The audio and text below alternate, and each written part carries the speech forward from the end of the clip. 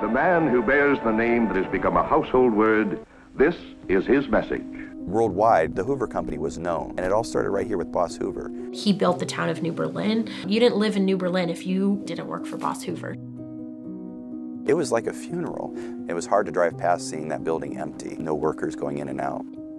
It always stands out to me that this company built their main plant, built their main factory, literally in the center of the town. You know, Hoover was the heart and the center of North Canton.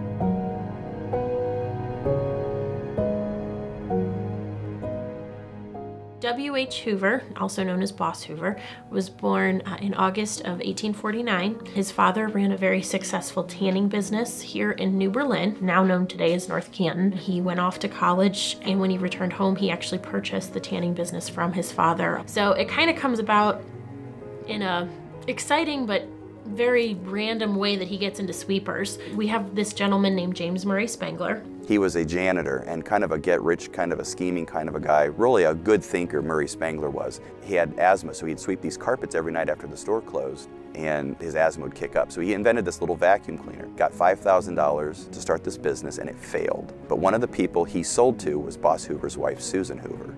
Legend goes that Susan Hoover is the one that tells her husband, you need to invest in this, and he kind of brushes it off at first, but as he sees how much his wife enjoys using this product, he becomes more convinced. And so on August 8th of 1908, Boss Hoover, his son H.W. Hoover Sr., and James Murray Spangler sit down together, and together the electric suction sweeper company is born. Boss Hoover was the first president of the Hoover Company. It was known as the Hoover Suction Sweeper Company. And he stepped down in 1922 and handed it over to his son, Herbert William Hoover, H.W. Hoover, who renamed the company in 1923 the Hoover Company. It was a family business. It was passed on to H.W. H.W. passed it on to actually two of his sons. And as long as the company was in family hands, it was always extremely successful, extremely influential. This was a global company that was based here in North Canton.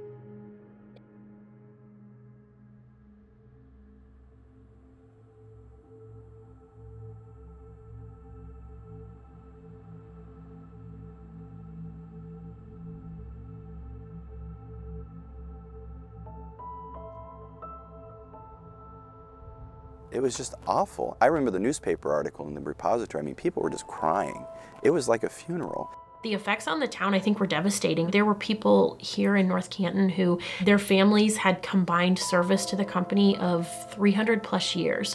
So when you think of a company that's been around for manufacturing vacuum cleaners for less than 100, that's huge. That was, you know, mom, dad, sisters, brothers, cousins, aunts, uncles, grandparents, you know, entire families that were built at Hoover Company. People met their partners at the Hoover Company. They met their best friends. So it was very devastating for the town. The Hoover Company as it was no longer exists.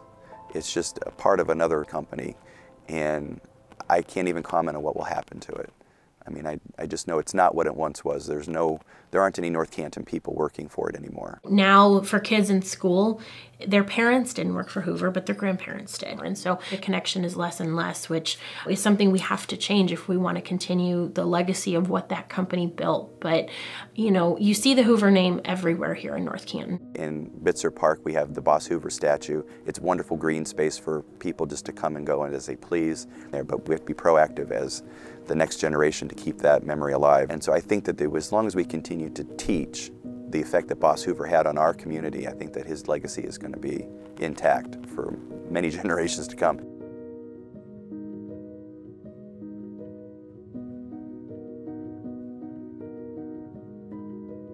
The Hoover Company was a family. It was a family of workers, and a lot of families, their entire family worked there, and people knew each other. And today it's amazing that when they have the reunions of a company that's been gone out of the area for 12 years, you know, you'll get 500 people, 400 people showing up at these reunions, hugging and crying and kissing and just saying they miss each other.